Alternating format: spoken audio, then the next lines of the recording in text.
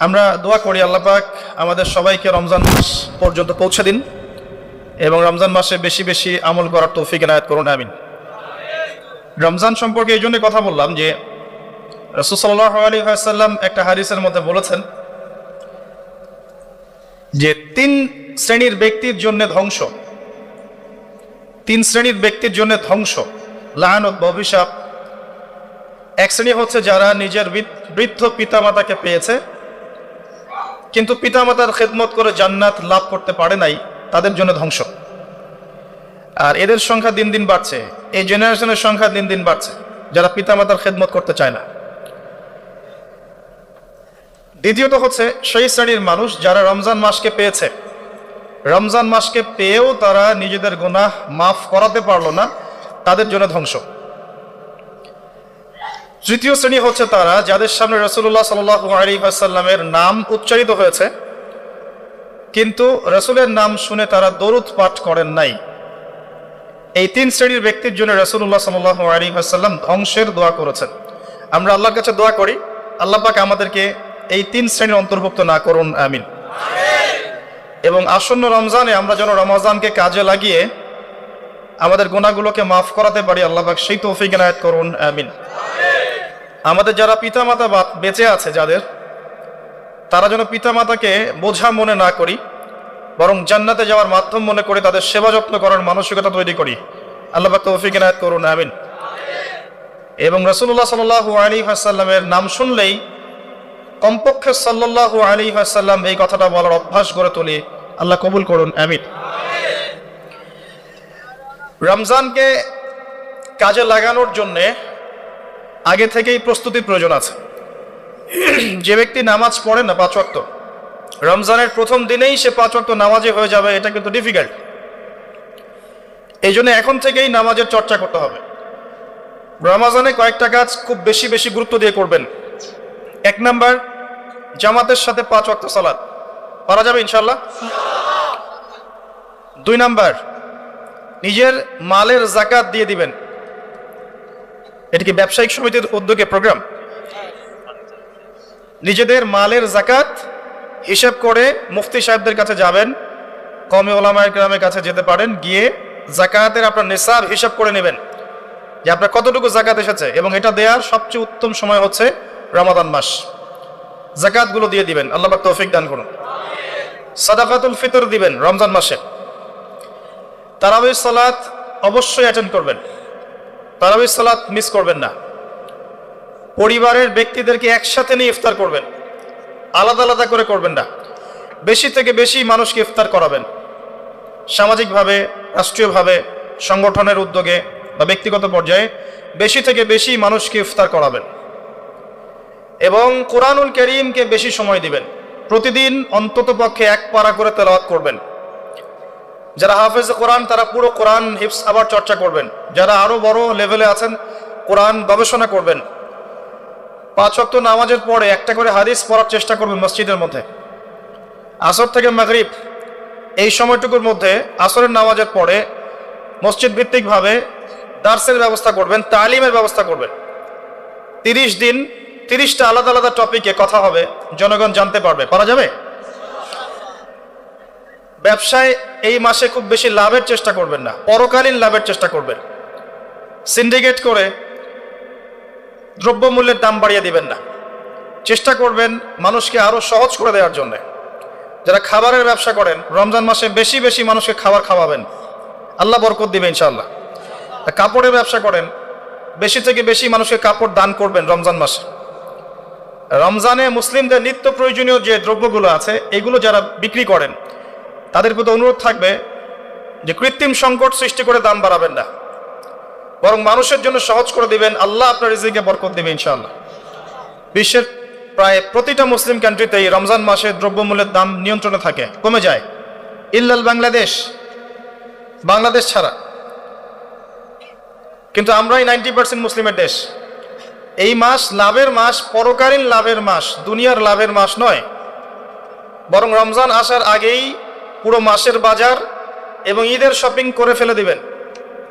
রমজান মাসে বেশি বেশি মার্কেটে যাবেন না, এবং স্ত্রী সন্তানদেরকেও বেশি বেশি মার্কেটে যেতে দিবেন না। বরং এই মাসে পর্দা আরও বজায় রাখার চেষ্টা করবেন। রাস্তার মোড়ে মোড়ে যে হোটেলগুলো থাকে, ঘোমটা হোটেল, এই হোটেলের মালিকদের প্রতি নসিহত থাকবে যে আল্লাহকে ভয় করেন। হোটেলের বাইরে লিখে দিবেন মুসলিমদের জন্য খাওয়া আমার হোটেলে জায়েজ নাই। এটা করবেন, ঘোমটা না দিয়ে ওখানে লিখে দিবেন যে আপনি মুসলিম হয়ে থাকলে আল্লাহকে ভয় করুন, আমার হোটেলে মুসলমানদের জন্য আলাদা করে খাওয়ার কোনো জায়গা নাই রোজা রাখা অবস্থায়। সেলুনে আছেন যারা, সেলুনে লিখে দিবেন রমজান মাসে আমি দাড়ি কাটি না, কমপক্ষে লিখে দিবেন যে আমার দোকানে দাড়ি শেভ করা হয় না। রমজান মাসে আল্লাহওয়ালা হয়ে যান, লাআল্লাকুম তাত্তাকুন, তাকওয়া অবলম্বন করতে হবে। কিছু টিপস বলে দিলাম। সবচেয়ে বড় কথা হচ্ছে মানসিক প্রস্তুতি। রমজান আসতে যাচ্ছে, একটা মানসিক প্রিপারেশন। এই রমজানের 30টা দিন আমি প্রত্যেকটা দিনকে কাজে লাগাবো। প্রতিটা দিন আমি কোরআনের কিছু অংশ পড়বো, হাদিস কিছু পড়বো, দুটা কথা মানুষকে দাওয়াত দিব, ইফতার করাবো মানুষকে, সাধ্যমতো দান সাদাকা করব, তারাবির সালাতে হাজির হব, কোরআন খতম দিব। এই কাজগুলো করতে কি সরকার বাধা দিবে? প্রশাসন বাধা দিবে? এগুলো আমাদের হাতে আছে। আল্লাহ পাক আমাদের সবাইকে তৌফিক এনায়েত করুন, আমিন। আর এই রমজান মাসে বেশি বেশি খাওয়া এবং দুনিয়াবি কাজে অপচয় করবেন না। সারাদিন রোজা রেখে যদি ইফতার করতে 20টা আইটেম নিয়ে বসি আমাদের পুরান ঢাকার মানুষের মতো, তাহলে অবস্থা খারাপ। রমজানের আধ্যাত্মিকত্ব নষ্ট হয়ে যাবে। কথা কি বুঝতে পারছেন? রোজা রেখেছে আলহামদুলিল্লাহ, ইফতার করার জন্য কি 20টা আইটেমের দরকার আছে? 10টা আইটেমের দরকার আছে? এই যত বেশি ইফতারে খাবে মানুষ তত বেশি সে অসুস্থ হয়ে যাবে এবং তারাবি অন্যান্য ইবাদতগুলো ঠিক মতো করতে পারবে না। আমাদের ক্ষেত্রে দেখা যায় যে সেহরি আর ইফতারে আয়োজন দেখলে মনে হয় এটা আমার জীবনের শেষ খাওয়া হবে না। কথা বুঝতে পারছেন? এই স্বভাবগুলোকে চেঞ্জ করতে হবে। আল্লাহ পাক তৌফিক এনায়েত করুন, আমিন। এবার আসেন, মেরাজে যাওয়ার আগে আমরা রাসূলুল্লাহ সাল্লাল্লাহু আলাইহি ওয়াসাল্লামের জীবনীর সামন থেকে আসতে চাই। আর আমি যে কথাটা বলতে চেয়েছিলাম সেটা হচ্ছে রমজান আসার আগেই নবী সাল্লাল্লাহু আলাইহি ওয়াসাল্লামের জীবনী একবার পড়ে শেষ করবেন, ওয়াদা করেন। হাত উঁচু করেন, হাত নামান। সবচাইতে সেরা বই আমার কাছে জীবনীর উপরে, নবী সাল্লাল্লাহু আলাইহি ওয়াসাল্লামের জীবনীর উপরে অনেক বই আছে, তবে আমার কাছে মনে হয় সবচেয়ে বেস্ট বইটা হচ্ছে আর রাহিকুল মাখতুম। নাম মনে থাকবে? রাহিকুল মাখতুম, আল্লামা সফিউর রহমান মোবারকপুরী রাহিমাহুল্লাহ, যিনি এই সাবকন্টিনেন্টের মানুষ ছিলেন, তিনি বইটা লিখেছেন এবং বইটা 1182টা বইয়ের মধ্যে প্রথম স্থান অধিকার করেছে। 1182টা বা 83টা বইয়ের মধ্যে এই বইটা প্রথম স্থান অধিকার করেছে এই সৌদি আরবের কম্পিটিশনে। তো এই বইটার যে প্রাণবন্ত সিরাতের বই আমি আসলে পড়িনি, আর অনেক সিরাতের বই আছে এবং আমি অনুরোধ করব সিরাতের বেশি বেশি বই কিনবেন। একটা সিরাতের বইয়ের সব তথ্য হয়তো থাকবে না, এখানে ভেরিয়েশন আনতে হবে আপনাকে। বিভিন্ন সিরাতের বই কিনবেন, কিন্তু আর রাহিকুল মাখতুম বইটা মাস্ট বি পড়ার চেষ্টা করেন। রমজান মাস আসার আগেই বইটা শেষ করবেন, ওয়াদা করেন ইনশাআল্লাহ। আল্লাহ পাক তৌফিক দান করুন। এবং রমজান মাস আসার আগেই কোরআন তেলাওয়াত শিখে নেবেন, ওয়াদা করেন। আগামীকাল থেকেই প্রয়োজনে স্থানীয় মসজিদে যিনি ইমাম আছেন বা মুয়াজ্জিন সাহেব আছেন বা মাদ্রাসার শিক্ষকরা আছেন তাদের কাছে যাবেন। 1 থেকে 2 মাসের বেশি সময় লাগার কথা না আপনার তাজবিদ শিখতে। সবার তো শিখলেই বিশুদ্ধ হয়ে যাবে না। পড়তে পড়তে পড়তে পড়তে একটা পর্যায়ে আপনার মুখের মধ্যে জড়তা আল্লাহ কাটিয়ে দিবে, তখন আপনি ইনশাল্লাহ ফ্লুয়েন্টলি পড়তে পারবেন। কিন্তু শিখতে, নিয়মকানুনগুলো শিখতে 1 থেকে 2 মাসের বেশি লাগার কথা না। আর আমি জানি আপনারা জীবনে অনেক কিছুই পড়েছেন। আপনারা জীবনে এসএসসি, এইচএসসি, অনার্স মাস্টার সব করেছেন, বিবি এমবিএ করেছেন, ডক্টরেট ডিগ্রি অর্জন করেছেন, মেডিকেল সায়েন্স পড়েছেন, কঠিন কঠিন সাবজেক্ট পড়েছেন, বাংলা সাহিত্য পড়েছেন, উপন্যাস পড়েছেন, শরৎচন্দ্র, বঙ্কিমচন্দ্র, হুমায়ুন আহমেদ সব পড়ে শেষ করে ফেলেছেন। রবীন্দ্র নজরুল তো শেষ আগেই। ইংরেজিতে অনার্স করছেন, ইকোনমিক্সে অনার্স করছেন, ম্যানেজমেন্ট পড়ছেন, অ্যাকাউন্টিং পড়ছেন, কঠিন সাবজেক্ট পড়ছেন, ফিজিক্স কেমিস্ট্রি পড়ছেন, বায়োলজি পড়ছেন, কিন্তু 1-2 মাস 3 মাসের মধ্যে আপনি কোরআন শিখতে পারবেন না, এটা আসলে বিশ্বাসযোগ্য নয়। এই ক্যাপাবিলিটি আল্লাহ পাক আপনার মস্তিষ্কে দিয়েছেন, আল্লাহর ওয়াস্তে আপনি কাজে লাগান, ইনশাল্লাহ পরকালে আপনি সফল হবেন। রমজান আসার আগেই শিখতে হবে এই কারণে, যাতে রমজানের প্রথম দিন থেকে আপনি তেলাওয়াত করতে পারেন ডেইলি এক পারা। পারা যাবে ইনশাল্লাহ? এই কোরআন কার উপর নাজিল হয়েছে? মুহাম্মদ সাল্লাল্লাহু আলাইহি ওয়াসাল্লামের প্রতি। কখন নাজিল হয়েছে আমাকে বুঝতে হবে। একটু বসেন, রিল্যাক্স হন, আমাকে দেখা না গেলে কোনো সমস্যা নেই, আমার কথাগুলো শুনেন। আর আমি তো জামাই না যে আমাকে দেখতেই হবে। তো নবী সাল্লাল্লাহু আলাইহি ওয়াসাল্লাম যে সময়ে তার উপরে কোরআন নাজিল হয়েছে, এই সময়টা একটু বুঝতে হবে। ওই যুগটাকে বলা হয় কি? আইয়ামে জাহিলিয়াত, মানে কি? অন্ধকারাচ্ছন্ন যুগ। ওই যুগে মৌলিকভাবে অনেক সমস্যা ছিল, কিন্তু মোটা দাগে 5টা সমস্যা ছিল। কয়টা? 5টা। এখান থেকে আমি মেরাজের দিকে যাবো ইনশাআল্লাহ। 5টা মৌলিক সমস্যা ছিল। 5টা সমস্যার প্রথম হচ্ছে শিরক। ওই যুগের মানুষরা আল্লাহর সাথে শিরক করত।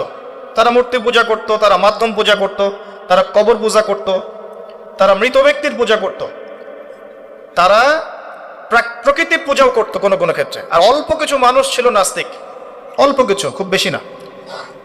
এই যে শিরকের এই সমস্যাটা এখনকার বিশ্বের মধ্যে নাই। আচ্ছা, দ্বিতীয় সমস্যা ছিল রিবা বা সুদ।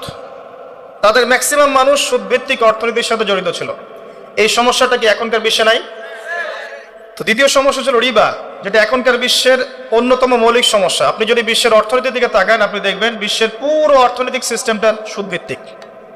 কেউ এর বাইরে নয়, কেউই বাইরে নয়।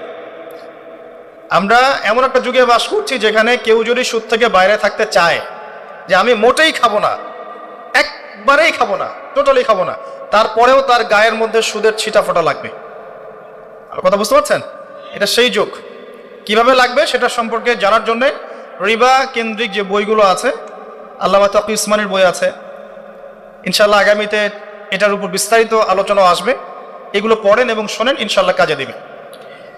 শুধু এতটুকু বলবো, যে খায়, যে দেয়, যে সাক্ষী থাকে এবং যে লিখে রাখে, উভয়কেই, এই 4 শ্রেণীর মানুষকেই নবী সাল্লাল্লাহু আলাইহি ওয়াসাল্লাম সমান অপরাধী বলেছেন। পুরো সিস্টেমটার মধ্যে এগুলো পড়ে যাবে। এমনকি যদি দেখেন আমি খাচ্ছি না, একটা ফ্ল্যাট বাসায় ভাড়া আছে, এই বাসা যে করেছে সে সুদের লোন নিয়ে করেছে, আমার ভাড়ার টাকা থেকে সে লোন শোধ করে, পরোক্ষভাবে আমিও সুদের সাথে জড়িত আছি। এটা সেই যুগ যেখানে আপনি বেঁচে থাকতে চাইলে পারবেন হয়তোবা, যদি আপনার তাকওয়া অনেক উঁচু লেভেলের হয়, কিন্তু ধুলি কণা আপনার গায়ে লাগবেই, আপনি বাঁচতে পারবেন না। তৃতীয় সমস্যা ছিল মাদক। আইয়ামে জাহিলিয়াতের তৃতীয় সমস্যা ছিল মাদক। এখনকার বিশ্বের দিকে আপনি তাকান, আপনি দেখবেন ম্যাক্সিমাম যুব সমাজ এই সমস্যায় নিপতিত আছে না? সেম সমস্যা। চতুর্থ সমস্যা ছিল নারীর অবমাননা। এটা সম্পর্কে বলার আমার কোনো প্রয়োজন নাই, যথেষ্ট বলেছি এই পর্যন্ত আমি। নারীকে যেভাবে আজকে আমরা পণ্যের ন্যায় ব্যবহার করছি, এটা আইয়ামে জাহিলিয়াতের সেই বন্যতাকেও হার মানিয়েছে। 5 নম্বর সমস্যা ছিল গোত্রীয় দ্বন্দ্ব, গোত্রীয় রক্তক্ষয়ী সংঘাত। এই 5টা ছিল মৌলিক সমস্যা। এখন আপনি আপনার সমাজ এবং বিশ্বের দিকে তাকিয়ে দেখেন এই 5টা সমস্যা আছে কি নাই? আছে। এরকম একটা যুগে জন্ম নিয়েছেন প্রিয় নবী মুহাম্মদ রাসূলুল্লাহ সাল্লাল্লাহু আলাইহি ওয়াসাল্লাম। এরকম সমাজে থেকেও তিনি কখনো পাপের ধার কাছেও যান নাই। বলেন সুবহানাল্লাহ। এরকম একটা সমাজে থেকেও যখন তিনি নবী হননি, তখনও পাপের ধার কাছেও তিনি যান নাই। তিনি কখনো শিরক করেননি, কখনো মূর্তি পূজা করেননি, কখনো রিবা খাননি, আর বাকি বিষয়গুলো ধার কাছেও যাননি। বরং তিনি হিলফুল ফুজর তৈরি করেছিলেন, যাতে করে সমাজের এই অসঙ্গতিগুলো দূর করা যায়। এটা তো আপনারা জানেন। এরপর তিনি নবী হলেন 40 বছর বয়সে। প্রথম কোন আয়াত নাজিল হয়েছিল? সূরা আলাকের প্রথম 5 আয়াত আল্লাহ পাক প্রথমে পড়তে বলেছেন, ইকরা বিসমি রাব্বিকাল্লাযী খালাক খালাকাল ইনসানা মিন আলাক ইকরা ওয়া রাব্বুকাল আকরাম আল্লাযী আল্লামা বিল কলম আল্লামাল ইনসান মা লাম ইয়ালাম। এখানে প্রথম কথাটা হচ্ছে পড়ুন। আল্লাহ পাক প্রথমে বললেন না সুদ খেও না, শিরক করো না, মাদক সেবন করো না, জিনার ধার কাছেও যেও না। আল্লাহ পাক এগুলো কিছুই বললেন না। এমনকি আল্লাহ এটাও বললেন না সুবহানাহু ওয়া তাআলা যে নামাজ আদায় করো, যাকাত দাও, রমজান মাসে সাওম রাখো। আল্লাহ পাক কি বললেন? পড়ুন। আপনার জীবনের প্রথম ফরজ হচ্ছে পড়াশোনা করা। আমাদের জীবনের প্রথম ফরজ হচ্ছে পড়াশোনা করা। যে যত বেশি কনস্ট্রাকটিভ সিলেবাসে পড়াশোনা করবে তার অন্তর্দৃষ্টি তত বেশি সুদূর প্রসারী হবে ইনশাআল্লাহ তাআলা, এবং তার আমল আরো সুন্দর হবে, তার ব্যবহার সুন্দর হবে, চরিত্র সুন্দর হবে, তার মনুষ্যত্ব ভালো হবে, তার দ্বারা সমাজ, দেশ, রাষ্ট্র, উম্মাহ ভালো কিছু পাবে ইনশাআল্লাহ। অশিক্ষিত মূর্খ জনগণকে দিয়ে রাষ্ট্রের কোনো কাজ নাই, আছে? তবে শিক্ষাটা হতে হবে এমন জ্ঞান, ইকরা বিসমি রাব্বিকাল্লাযী খালাক, পড়ুন আপনার সেই রবের নামে যিনি আপনাকে সৃষ্টি করেছেন। যে জ্ঞান আপনাকে আপনার স্রষ্টা, ওদের ভাষা ব্যবহার করে বলছি, আপনার ইলাহ আল্লাহর দিকে নিয়ে যাবে, সেটাই প্রকৃত জ্ঞান। যে জ্ঞানটা আপনাকে আল্লাহ থেকে দূরে সরাচ্ছে দিন দিন, এটা জ্ঞান নয়, এটা জাহেলিয়াত। আমি কি বুঝাতে পারছি? এবার আপনি চিন্তা করে দেখেন যে আপনার জ্ঞানটা আপনাকে কি আল্লাহর দিকে নিয়ে যাচ্ছে নাকি আল্লাহ থেকে দূরে সরাচ্ছে। এরপরে আপনি চিন্তা করবেন আপনি প্রকৃত জ্ঞানী কিনা। কেউ যদি অক্সফোর্ড, কেমব্রিজ, হার্ভার্ড থেকে পাশ করে আসে, এসে বলে যে পর্দা এটা সেকেলে প্রথা, ওই যুগে চলতো, এই যুগে চলে না, এই ব্যক্তিকে আমরা জ্ঞানী বলতে পারি না। কেউ যদি বাইরে থেকে বড় ডিগ্রি এসে বলে যে ইসলাম আসলে এই যুগে চলে না, ওই যুগে চলতো, সুদের মধ্যেই আছে অগ্রগতি আর প্রগতি, ফ্রি মিক্সিং ভালো জিনিস, ছেলে মেয়ে একসাথে পথ চলবে, খারাপ কিছু না, মাদকদ্রব্য খাওয়াই যায়, মানুষ মাদকদ্রব্য খেলে ভালো কাজ করার উৎসাহ পাবে, এরকম কথাবার্তা যদি কেউ বলে, বা আল্লাহর হালালগুলোকে হারাম করে দেয়, হারামগুলোকে হালাল করে নেয়, এই ব্যক্তি বা এই সম্প্রদায়কে আমরা জ্ঞানী বলতে পারি না। কারণ তাদের জ্ঞান তাদেরকে আল্লাহ থেকে দূরে সরিয়ে দিয়েছে। ইকরা বিসমি রাব্বিকাল্লাযী খালাক, পড়ুন আপনার সেই রবের নামে যিনি আপনাকে সৃষ্টি করেছেন। খালাকাল ইনসানা মিন আলাক, যিনি মানুষকে সৃষ্টি করেছেন জমাট বাঁধা রক্তপিণ্ড থেকে। ইকরা ওয়া রাব্বুকাল আকরাম, পড়ুন আপনার রব মহামান্বিত। আল্লাযী আল্লামা বিল কলম, যিনি আপনাকে কলম দ্বারা জ্ঞান শিক্ষা দিয়েছে। মানুষ জ্ঞান অর্জন করতে পারেনি, প্রথমে আল্লাহ মানুষকে জ্ঞান শিখিয়েছেন। এটাকে বিশ্বাস করেন? ওয়াল্লামা আদামাল আসমাআ কুল্লাহা, আমি আদমকে সমস্ত নাম শিক্ষা দিয়েছি। কে শিক্ষা দিয়েছেন? আদম আলাইহিস সালামের কি জ্ঞান ছিল? আমাদের জ্ঞান ছিল? আল্লাহ শিখিয়েছেন। আল্লামাল ইনসান মা লাম ইয়ালাম, মানুষকে সেই জ্ঞান শিক্ষা দিয়েছেন যা মানুষ জানতো না। এই আয়াত নিয়ে নবী সাল্লাল্লাহু আলাইহি ওয়াসাল্লামের নবুয়তের জিন্দেগি শুরু হলো। কত বছর জিন্দেগি ছিল নবুয়তের জিন্দেগি? বলতে পারবেন? 23 বছর। 23 বছর। আমরা কিন্তু লেকচারের শেষে একটা কুইজ কন্টেস্ট করব ইনশাআল্লাহ। 5টা থেকে 10টা প্রশ্ন করব ইনশাআল্লাহ। 10 জনকে আমরা পুরস্কৃত করব ইনশাআল্লাহ তাআলা।